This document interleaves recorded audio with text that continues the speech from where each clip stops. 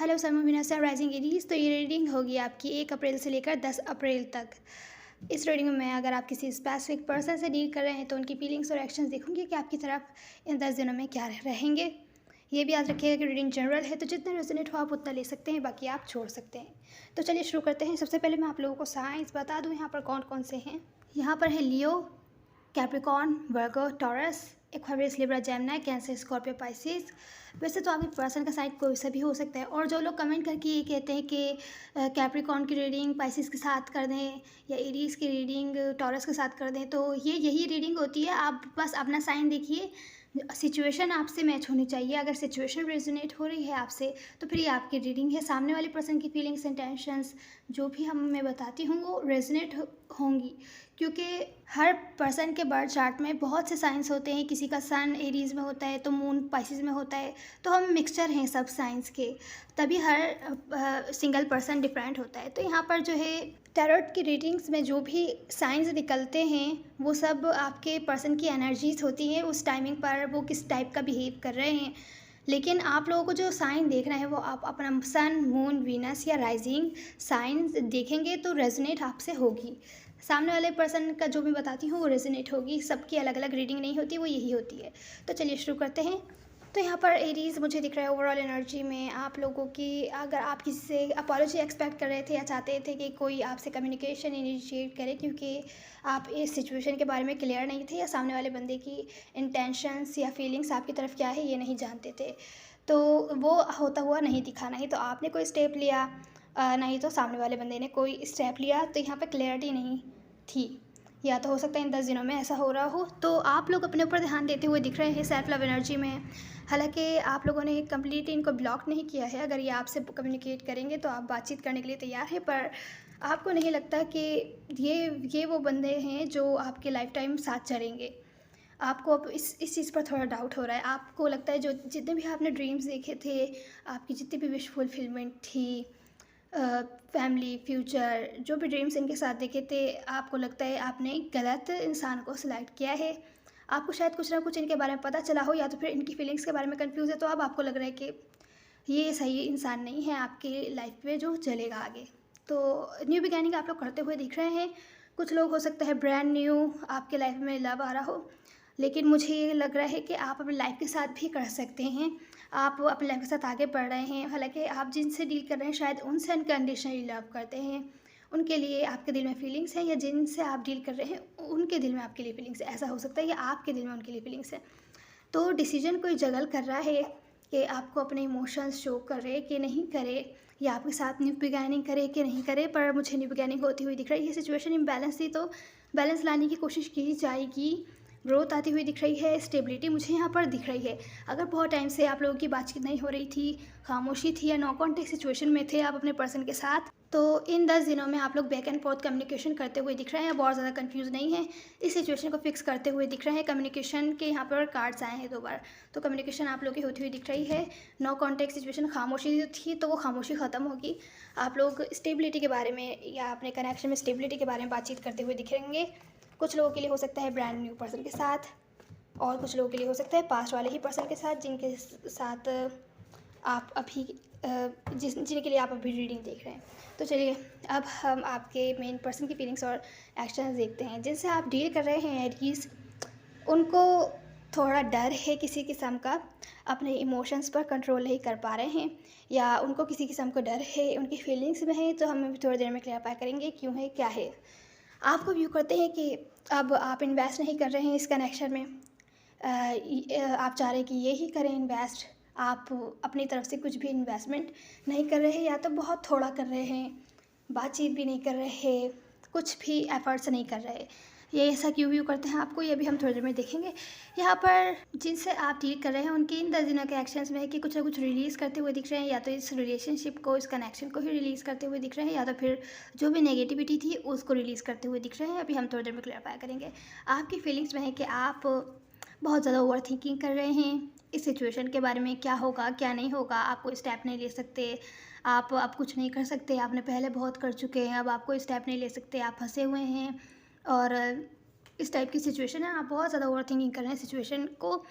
अगर आपने स्टेप ले लिया तो ये आपकी रिस्पेक्ट नहीं करेंगे, ये नहीं करेंगे, वो इस टाइप की सिचुएशन है। तो चलिए क्लैरिफिकेशन शुरू करते हैं। तो एरीज जिनसे आप डील कर रहे हैं उनकी फीलिंग्स में है कि उनको डर है, वो अपने इमोशंस को कंट्रोल नहीं कर पा रहे, बहुत ज़्यादा परेशान हो रहे हैं। उनको लगता है आप उनको धोखा दे रहे हैं, आप उनसे झूठ बोल रहे हैं, आप उनके साथ चीटिंग कर रहे हैं, बहुत ज़्यादा डिसअपॉइंट है। शायद उनको डाउट हुआ है, कहीं से उन्हें कोई बात पता चली है कि या किसी ने बताई है उनको कोई बात, जिसकी वजह से डिसअपॉइंट हैं, अपने इमोशंस कंट्रोल नहीं कर पा रहे हैं।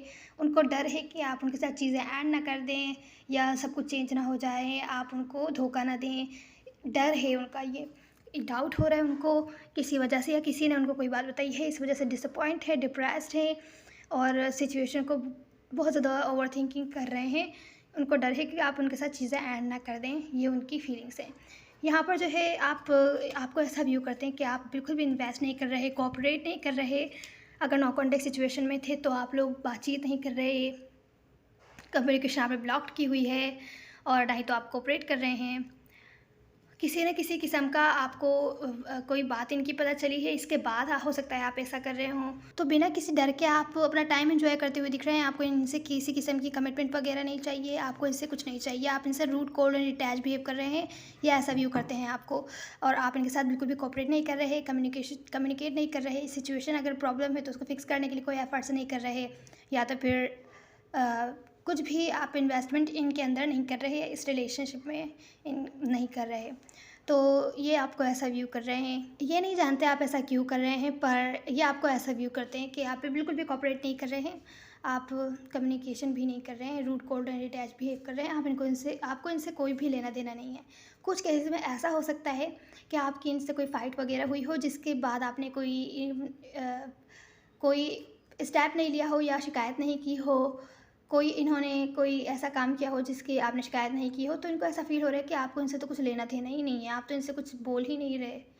तो क्योंकि जो हमसे क्लोज़ होते हैं हम उनको ही शिकायत करते हैं, स्ट्रेंजर्स को हम शिकायत नहीं करते, हम उनको साइड करके अपनी लाइफ के साथ आगे बढ़ते हैं। तो यहाँ पर जो ये आपकी जो मेन फीलिंग्स है वो ये है, आप ओवर थिंकिंग कर रहे हैं। यहाँ मुझे 2 टाइप के एरीज़ दिख रहे हैं। कुछ लोग हो सकते हैं अपनी लाइफ पर बहुत ज़्यादा ध्यान दे रहे हैं, अपनी लाइफ पर ध्यान देना चाहते हैं। हो सकता है आप लोग की लाइफ में फाइनेंशियल प्रॉब्लम हो, आप फाइनेंशियली इंडिपेंडेंट बनना चाहते हो।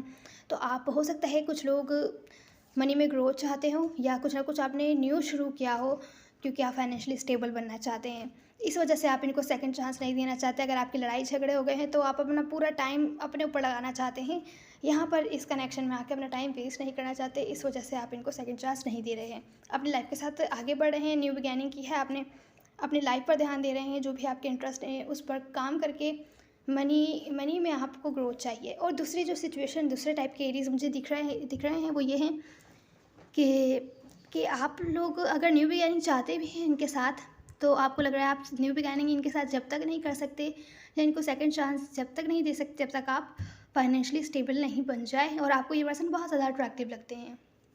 तो दोनों तरफ से जो भी हैं, जो एरीज बहुत ज़्यादा ओवर थिंकिंग कर रहे हैं सिचुएशन को लेकर।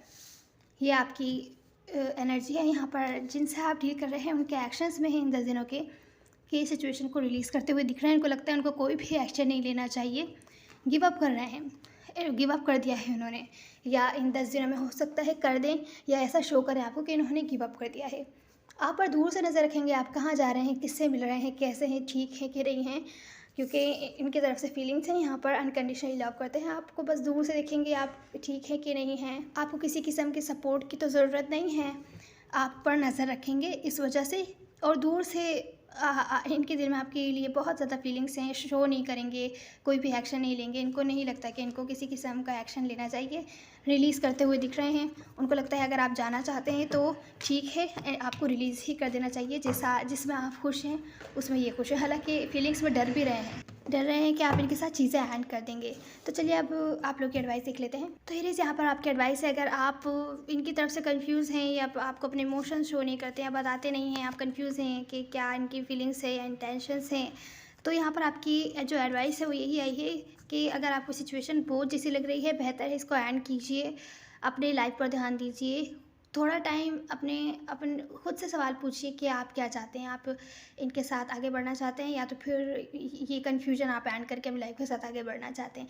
तो जो भी आप चाहते हैं थोड़ा टाइम लीजिए और इस बोझ को गिराने की कोशिश कीजिए। अगर आपको ठीक नहीं लग रहा है इनके साथ आगे चलना, बेहतर है चीज़ें एंड कर दीजिए। दूसरे तरीके से इसको ऐसा भी ले सकते हैं, जो भी आपकी लाइफ में चीज़ें हैं जो आपको अच्छा फ़ील नहीं करवा रही है, आपको बोझ जैसा फ़ील हो रहा है, बर्डन फ़ील करवा रही हैं, सोच विचार कीजिए कि आपको उनका क्या करना है, उनको अपनी लाइफ में रखना है या एंड करना है।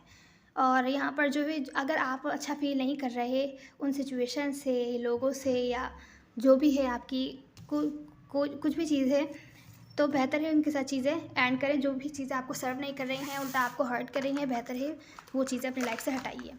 तो अगर आप लोग किसी अपने अपने मेन पर्सन के साथ नो कॉन्टैक्ट सिचुएशन में हैं, बहुत टाइम से और जानना चाहते हैं कि वो आपसे सीक्रेटली क्या कहना चाहते हैं, तो चलिए हिडन मैसेजेस देख लेते हैं। तो पहला मैसेज है, आई विश कि मैंने जो भी आपको हर्टफुल चीज़ें कही वो मुझे नहीं कहनी थी। काश मैं अपने वर्ड्स वापस ले पाता, मुझे आप पर अपना गुस्सा नहीं निकालना चाहिए था। या अब ये जो दूसरा मैसेज है वो यहाँ पर दिख रहा है, मैं आपके साथ रहने के लिए अपनी फैमिली के अगेंस्ट नहीं जा सकता। हो सकता है आप लोगों के बीच फैमिली की कोई ना कोई प्रॉब्लम हो या कुछ ना कुछ डिफरेंट हो, बिलीव्स डिफरेंट हो, कास्ट वगैरह डिफरेंट हो, जिसकी वजह से ऐसी सिचुएशन हो रही हो या आपकी तरफ कोई भी स्टेप नहीं ले पा रहे हो। ऐसा भी हो सकता है, कुछ लोगों के लिए ज़रूरी नहीं है। तो जिससे रेजोनेट हो वो ले सकते हैं, बाकी छोड़ सकते हैं। तो चलिए ये थी आपकी रीडिंग। उम्मीद है आपको कोई ना कोई हेल्प मिली होगी। मेल मैटर नहीं करता है, सब एनर्जीज होती है। Now see in the next one. God bless you.